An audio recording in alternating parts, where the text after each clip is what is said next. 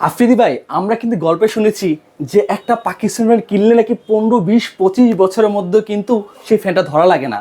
আমি সেই গল্পের কথাটা এখন সত্যিকারে বলবো যে এই সেই অরিজিনাল পাকিস্তানের, যেটা হচ্ছে আমাদের বাপ দাদারা যে গল্পতে বলতো যে পাকিস্তানের ফ্যান কিনলে আর ফ্যান কিনতে হবে না, সেই অরিজিনাল পাকিস্তান খোদাইকৃত নাম লেখা চলে আসছে। একেবারে মেড ইন পাকিস্তান, একেবারে খোদাইকৃত নাম লেখা থাকবে। এই দেখেন ভাইয়া, কাজে না 2000 কাজে কলমে একবার পুরো খোদাইকৃত খোদাই করে লেখা আছে, পাশাপাশি 2025 সালের লেটেস্ট কালেকশন কিন্তু একেবারে কিউসি করা আছে ভিউয়ার্স, কিউসি করা আছে।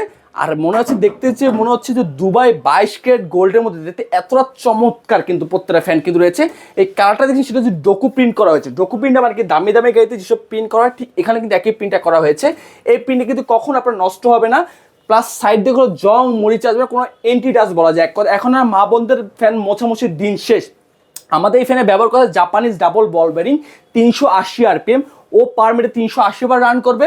প্লাস প্রত্যেকটা পাখা ছাপ্পা, নিচে পাখা 4টা পাখা থাকবে। কিন্তু বেসিক্যালি কিন্তু আমাদের বাসা বাড়িতে কিন্তু স্ট্রেট পাখা থাকে, যেটা হচ্ছে বাতাসটা খুবই নিচে আসে। এই জন্য পাকিস্তান থেকে তরল হিসেবে পাখা করে দেওয়া হয়েছে, যেটা বাসার কোনায় কোনা পর্যন্ত বাতাসটা পৌঁছাবে কিন্তু।